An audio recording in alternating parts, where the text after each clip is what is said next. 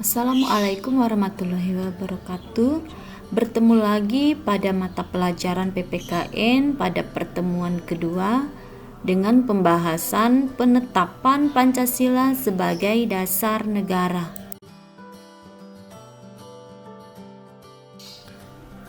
Pada pertemuan sebelumnya, kita sudah membahas tentang sidang pertama BPUPKI, di mana yang bertugas untuk perumusan dasar negara. Di sini saya akan melanjutkan sidang kedua BPUPKI.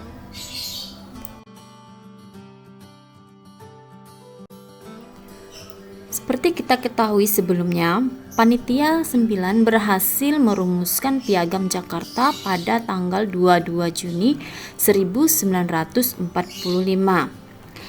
Rancangan pembukaan Undang-Undang Dasar hasil Panitia 9 kemudian dibahas dalam sidang kedua BPUPKI yang berlangsung pada tanggal 10 sampai dengan 16 Juli 1945.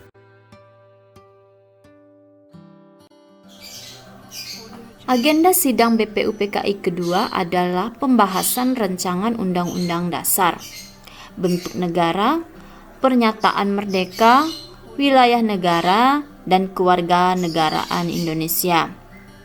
Rancangan Undang-Undang Dasar yang selanjutnya disebut Piagam Jakarta secara eksplisit memuat 5 nilai yang menjadi cikal bakal dasar negara.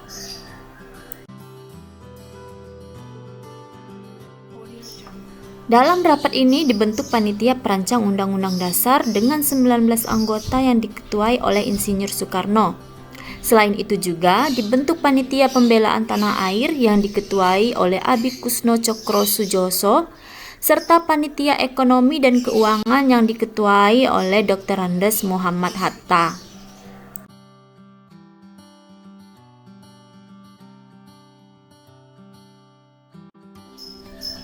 Setelahnya, masih pada tanggal 10 Juli 1945, dilakukan rapat penentuan wilayah Indonesia Merdeka yang meliputi wilayah Hindia Belanda, ditambah dengan Malaya, Borneo Utara, Papua, Timur Portugis, dan pulau-pulau di sekitarnya.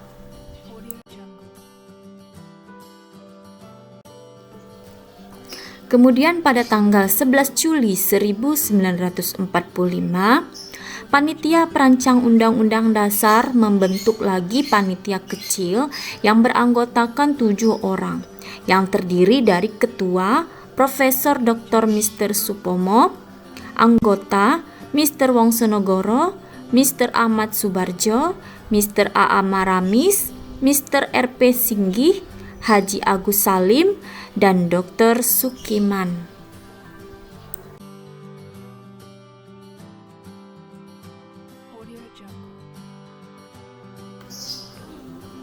Hasil sidang kerja Panitia Perancang Undang-Undang Dasar dilaksanakan pada tanggal 13 Juli 1945.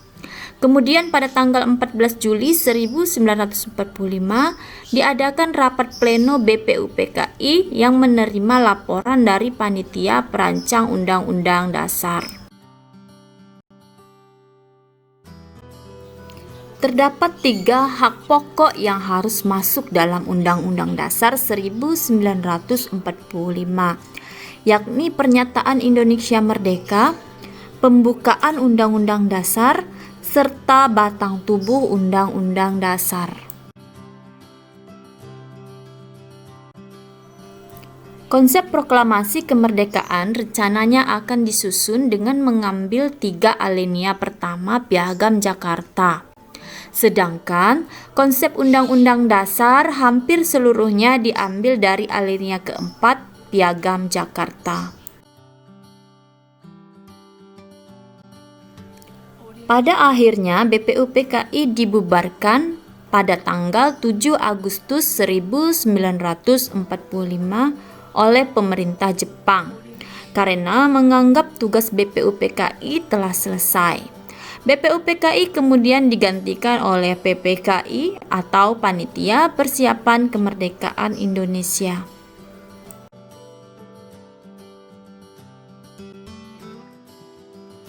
B. Pembentukan PPKI.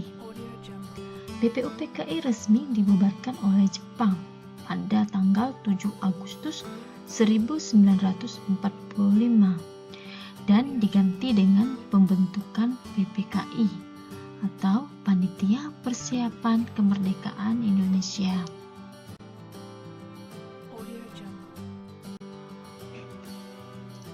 Panitia Persiapan Kemerdekaan Indonesia atau Dokuritsujen ni Inkai atau dikenal dengan istilah PPKI adalah panitia yang bertugas untuk mempersiapkan kemerdekaan Indonesia.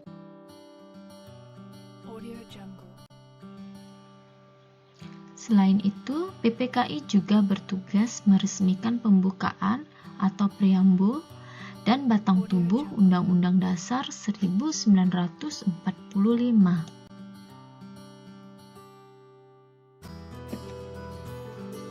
Sebelumnya sudah dibentuk BPUPKI, kemudian dibubarkan oleh Jepang karena dianggap tugas BPUPKI sudah selesai, dan dibentuk PPKI pada tanggal 7 Agustus 1945 yang diketuai oleh Insinyur Soekarno.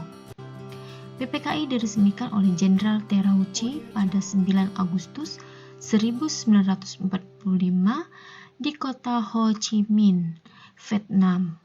Peresmian ini dihadiri oleh Insinyur Soekarno, Dr. Muhammad Hatta, dan Dr. Rajiman Widyodiningrat.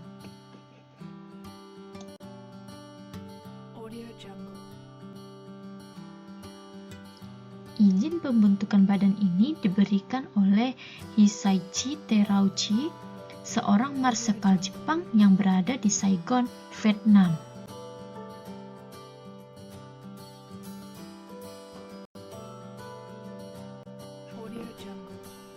Awal peresmian PPKI hanya beranggotakan 21 orang. Kemudian ditambah 6 orang tanpa sepengetahuan Jepang menjadi 27 orang.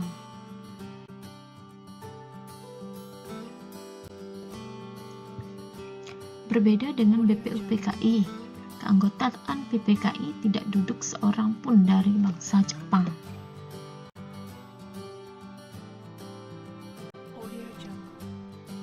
Penambahan anggota yang baru memiliki nilai strategis yang menunjukkan bahwa PPKI murni dibentuk oleh bangsa Indonesia.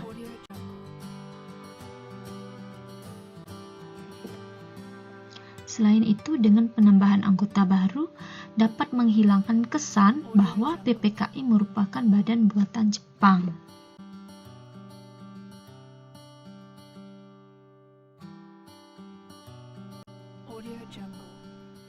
Sehari setelah proklamasi, pada tanggal 18 Agustus 1945, PPKI mengadakan sidang pertama.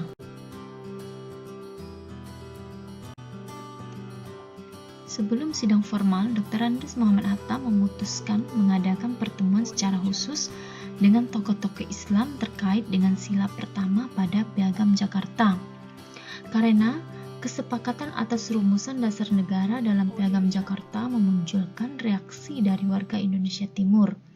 Salah satu perwakilan mereka menyampaikan keberatan atas bunyi sila pertama pada rumusan tersebut. Apabila ia meneruskan rumusan dasar negara dalam Piagam Jakarta, berarti harus rela melepaskan Indonesia bagian timur. Perdebatan bunyi sila pertama masih terjadi hingga BPUPKI dibubarkan dan diganti PPKI.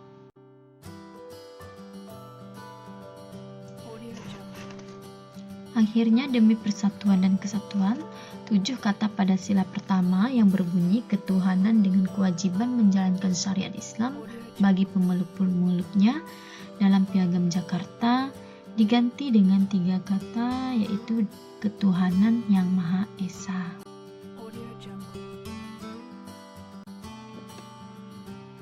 Rumusan ini dianggap lebih umum dan dapat diterima oleh semua golongan tanpa menghilangkan nilai ketuhanan sebagai dasar negara. Dengan demikian, rakyat Indonesia dapat bersatu secara utuh dalam bingkai negara kesatuan Republik Indonesia.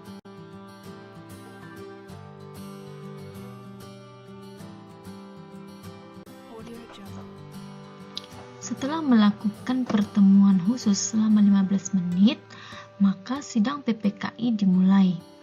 Hal yang dibahas dan diubah dalam sidang PPKI tanggal 18 Agustus 1945 meliputi kata mukadimah diganti dengan kata pembukaan.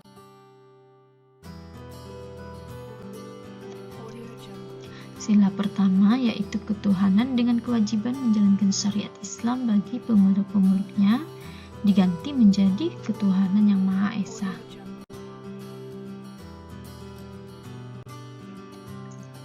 Pasal 28 Undang-Undang Dasar 1945 yang berbunyi, negara berdasar atas ketuhanan dengan kewajiban menjalankan syariat Islam bagi pemeluk-pemeluknya diganti menjadi pasal 29 Undang-Undang Dasar 1945, yaitu negara berdasarkan ketuhanan yang Maha Esa.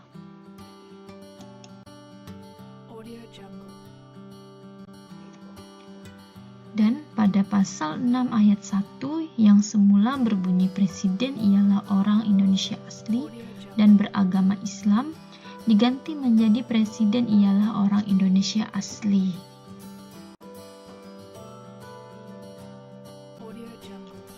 Selanjutnya adalah hasil sidang PPKI.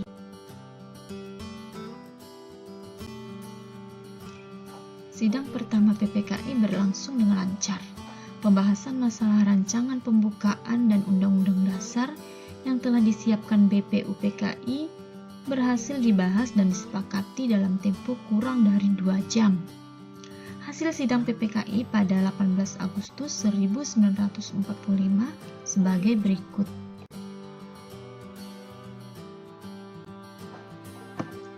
Yang pertama, mengesahkan Undang-Undang Dasar 1945 yang meliputi setelah melakukan beberapa perubahan pada Piagam Jakarta yang kemudian berfungsi sebagai pembukaan Undang-Undang Dasar 1945 serta menetapkan rancangan hukum dasar yang telah diterima dari Badan Penyelidik pada 17 Juli 1945 setelah mengalami berbagai perubahan karena berkaitan dengan perubahan Piagam Jakarta, kemudian berfungsi sebagai Undang-Undang Dasar 1945.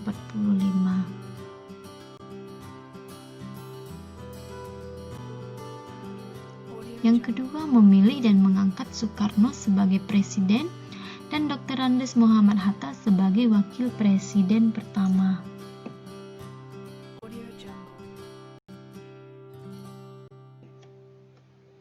Yang ketiga, menetapkan berdirinya Komite Nasional Indonesia Pusat sebagai Badan Musyawarah Darurat sebelum MPR dan DPR dibentuk.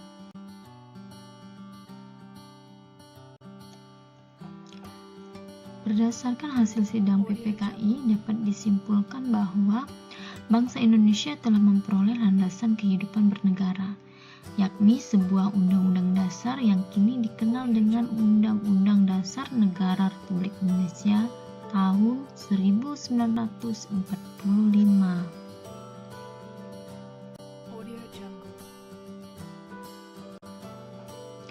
Dalam pembukaan Undang-Undang Dasar Negara Republik Indonesia tahun 1945 terdapat dasar negara, yaitu Pancasila.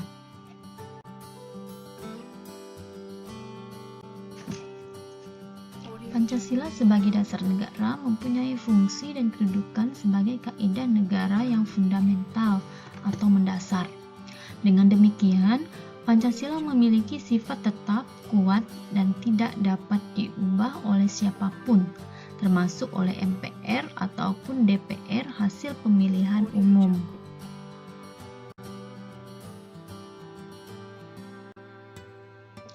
Mengubah Pancasila berarti membubarkan Negara Kesatuan Republik Indonesia yang telah diproklamirkan pada 17 Agustus 1945. Karena Pancasila mengandung makna sebagai ideologi nasional, cita-cita, dan tujuan negara.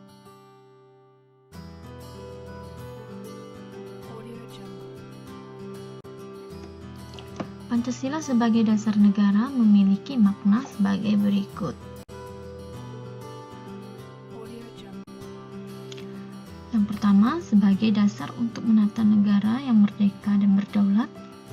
Kedua, sebagai dasar arah dan petunjuk aktivitas kehidupan bangsa Indonesia dalam kehidupan sehari-hari. Dan ketiga, sebagai dasar dalam mengatur penyelenggaraan negara sehingga tercapai tujuan nasional. Tujuan nasional atau tujuan negara terdapat pada alinea keempat pembukaan Undang-Undang Dasar Negara Republik Indonesia tahun 1945, yaitu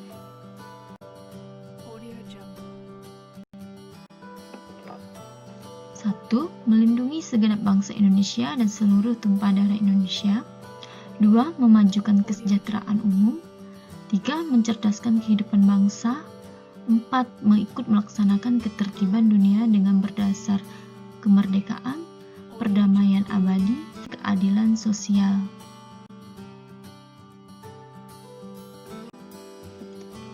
Demikian pembahasan kali ini. Di sini Ibu akan memberikan tugas mengenai sejarah perumusan Pancasila sebagai dasar negara.